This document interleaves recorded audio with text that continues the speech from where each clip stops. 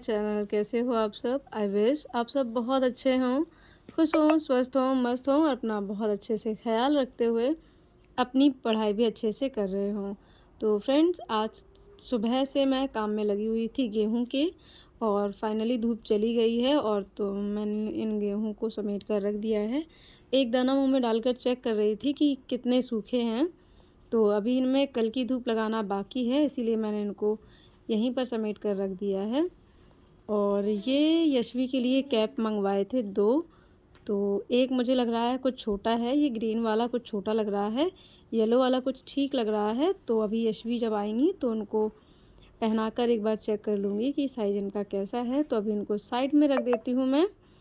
और अब मैं सबसे पहले पूरे दिन के काम से फ्री होकर बैठी हूँ यहाँ पर एक बुक लेकर। ये एक ऐसी बुक है जो कि कह सकते हैं आप मोटिवेशनल बुक है। तो इसको पढ़ने से मुझे थोड़ा सा रिलैक्स फ़ील होता है। जब भी मुझे थका-थका लगता है कि मैं नहीं पढ़ना चाहती हूँ, तो इस बुक को पढ़ने के बाद अपने आप मुझे समझ में आता है कि हाँ, मुझे पढ़ना चाहिए, मुझे अपने सारे काम जो है टाइम टू टाइम ही पूरे करने चाहिए। और फ्रेंड्स, आप सबको आज के वीडियो में बहुत ही इम्पोर्टेंट 6 टू 8 के लिए मैथ्स एंड साइंस कैसे तैयार करें, इसके बारे में भी बताऊंगी। तो आप वीडियो को पूरा ज़रूर देखिएगा, तो आपको इस क्वेश्चन का आंसर मिलेगा और आप सबको ये भी पता चलेगा कि कैसे मैं टीजीटी मैथ्स की प्रिपरेशन करती हूँ और 6 टू 8 की मैथ्स एंड साइंस की भी तैयारी कैसे करती हूँ। क्योंकि मैं इस टाइम पे अभी टीजीटी मैथ्स यानी यूपी के लिए, DSSB और केवीएस, इन तीनों के लिए टीजीटी मैथ्स की प्रिपरेशन कर रही हूँ और साथ ही में 6 टू 8 मैथ्स एंड साइंस से 6 टू 8 की भी प्रिपरेशन कर रही हूँ। तो आप में से जितने भी फ्रेंड्स मेरे 6 टू 8 के लिए प्रिपरेशन करना चाहते हैं, तो उन सभी को ये वीडियो बहुत ज़्यादा हेल्पफुल रहेगी। तो आप सब वीडियो को ज़रूर देखिएगा पूरा, तो आपको पता चलेगा। तो अभी मैं इस बुक को पढ़ रही थी और काफ़ी अच्छा मुझे भी लग भी रहा था कि इस बुक को पढ़ने के बाद मुझे ये समझ में भी आ रहा था कि हाँ, मुझे अपने कौन से काम कितने इम्पोर्टेंट हैं जो करने चाहिए।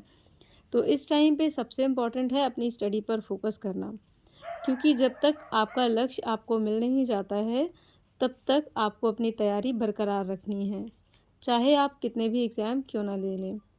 मैंने अभी हाल ही में बीपीएससी का एग्ज़ाम दिया है, जिसमें मेरे मार्क्स भी बहुत अच्छे आए हैं। पर उस एग्ज़ाम से मैं सेटिस्फाई नहीं हूँ, क्योंकि मुझे यूपी में ही जॉब करनी है। और बीपीएससी की मैंने पहले भी कोई प्रिपरेशन नहीं की थी, ना ही मेरा बीपीएससी कोई टारगेट रहा। हालांकि मेरा एग्ज़ाम बहुत अच्छा गया है वो, पर मैं चाहती हूँ कि मेरी जो जॉब है वो यूपी में ही एज अ टीचर मेरी जॉब लगे। तो इसीलिए जब तक मैं यूपी में ही टीचर नहीं बन जाती हूँ, तब तक मेरी प्रिपरेशन जो है ऐसे ही स्टार्ट रहेगी।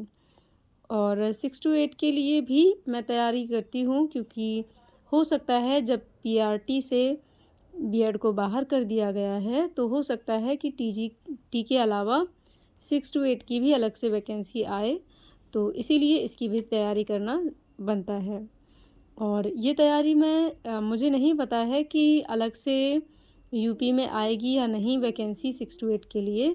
पर हाँ, मैं तैयारी इसलिए करती हूँ कि अगर केवीएस में या फिर DSSB के थ्रू अगर 6 टू 8 की कोई वैकेंसी मुझे लगी, तो उसके लिए मैं प्रिपरेशन करती हूँ। मेरे बहुत सारे फ्रेंड्स मुझसे पूछते हैं कि आप डेली टारगेट बनाती हैं और जिस दिन आपका टारगेट पूरा नहीं होता है तो आप क्या करती हैं, या अपने टारगेट को पूरा करने के लिए क्या करती हैं। तो सबसे पहली चीज़, मैं डेली टारगेट बनाती हूँ, क्योंकि टारगेट बनाने से मैं अपने पढ़ाई के लिए बहुत अच्छे से और ज़्यादा से ज़्यादा टाइम निकाल पाती हूँ।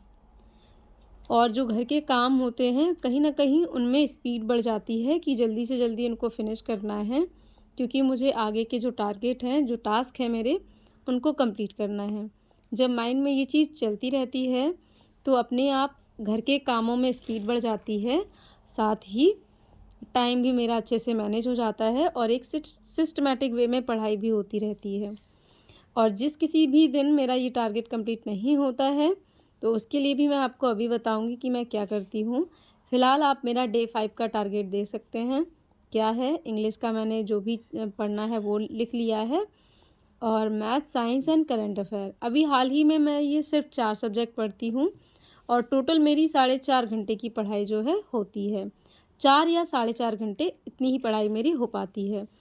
तो मैंने अपना भी जो शेड्यूल है बना कर रख दिया है, और क्योंकि आज मैंने सुबह से ही शेड्यूल अपना नहीं बना पाया था, इसीलिए मैंने अभी बनाया है, और अभी से मैं स्टार्ट कर रही हूँ अपना पढ़ना। और आप सबको पता है, जब मैं अभी से पढ़ना स्टार्ट करूँगी तो रात तक मेरा टारगेट आज कंप्लीट नहीं हो पाएगा, क्योंकि आज मैंने दिन में थोड़ा सा काम किया था, जिस काम की वजह से थोड़ी मेरी पढ़ाई जो है लेट हो गई है आज। और जिस भी दिन मेरा टारगेट कंप्लीट नहीं होता है, उस दिन मैं रिग्रेशन नहीं रखती हूँ मन में।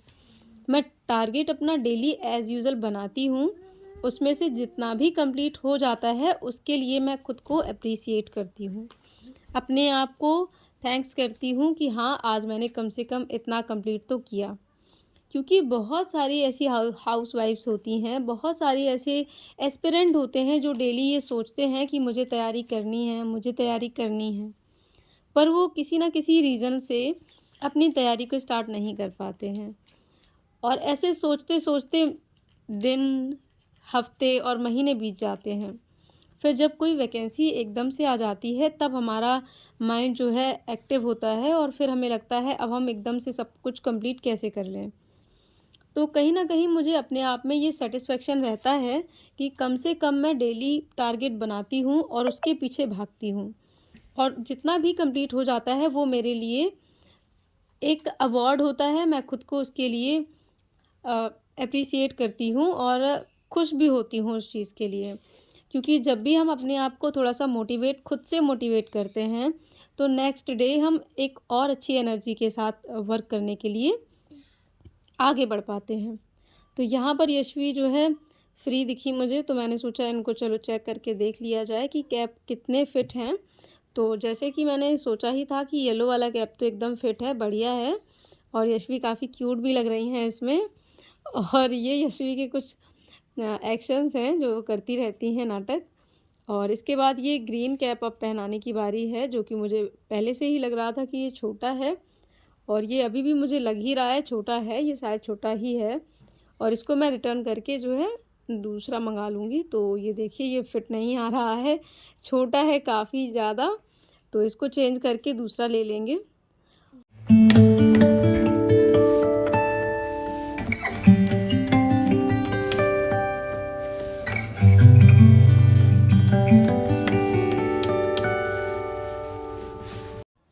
तो फ्रेंड्स, अगर आप भी 6 to 8 के लिए मैथ्स एंड साइंस की प्रिपरेशन करना चाहते हैं, तो आपको सबसे पहले अपने माइंड में ये सेट कर लेना है कि आपको फ़िक्स किस टारगेट के लिए तैयारी करनी है। अपने माइंड में जब ये क्लियर हो जाता है कि हमें किस लक्ष्य की ओर बढ़ना है, तो फिर हमें उसका सेकंड स्टेप जो है ये सोचना है कि उसकी तैयारी हमें कैसे करनी है। अब मान लीजिए आपने 6 to 8 मैथ्स एंड साइंस के लिए डिसाइड कर लिया है, तो सबसे पहले आपको 6 to 8 के लिए क्लास 6 से लेकर क्लास 10th तक की जो एनसीईआरटी बुक्स होती हैं, एससीईआरटी बुक्स होती हैं, उनको बहुत अच्छे से कंप्लीट करना होगा। तो आप अगर अभी कोई वैकेंसी नहीं है, तो आपके पास इनफ टाइम है मेरे हिसाब से, तो आप अभी से 6 क्लास की कोई भी बुक उठा सकते हैं, और उसके सभी चैप्टर्स को आप करते जाइए कवर। बहुत आसान होती हैं बुक 6 क्लास की, बिल्कुल भी टफ़ नहीं होंगी। तो स्टार्ट कीजिए वहाँ से, और धीरे धीरे करके 6 की क्लास की जब पूरी फिनिश हो जाए, तब आप क्लास 7th की एनसीईआरटी या एससीईआरटी जो भी आपके पास अवेलेबल हो, उस बुक को लीजिए और उसके सारे चैप्टर्स जो है लगाइए। अगर आपको लग रहा है कि हाँ बहुत सिंपल है, 2-2 4-4 क्वेश्चन लगा के आप देखते जाइए, तो आपकी एक्सरसाइज जो है धीरे धीरे करके कंप्लीट होती जाएंगी। मैं ऐसे ही करती हूँ, कोई भी जब बुक मैं पढ़ती हूँ तो उसको शुरू से लेकर लास्ट तक पूरा अच्छे से कंप्लीट कर लेती हूँ, तब कोई दूसरी बुक उठाती हूँ। बहुत सारे मेरे फ्रेंड्स इस चीज़ में बहुत ज़्यादा परेशान हो जाते हैं। कुछ दिन तो एक बुक कंप्लीट करते हैं, फिर दूसरी उस बुक को छोड़कर दूसरी बुक पढ़ने लग जाते हैं। फिर वो भी आधी अधूरी रह जाती है, और फिर कोई दूसरी बुक आ जाती है तो उसको देखने लगते हैं। तो ऐसे में जो चीज़ें हैं वो पूरी अच्छे से क्लियर नहीं हो पाती हैं। और हमें ये भी पता नहीं चल पाता है कि एग्जैक्टली कौन कौन से चैप्टर हैं 6 to 8 के लिए या किसी भी पर्टिकुलर एग्ज़ाम के लिए, और हमें कौन कौन से टॉपिक अच्छे से आते हैं और कौन कौन से हमें अच्छे से नहीं आते हैं।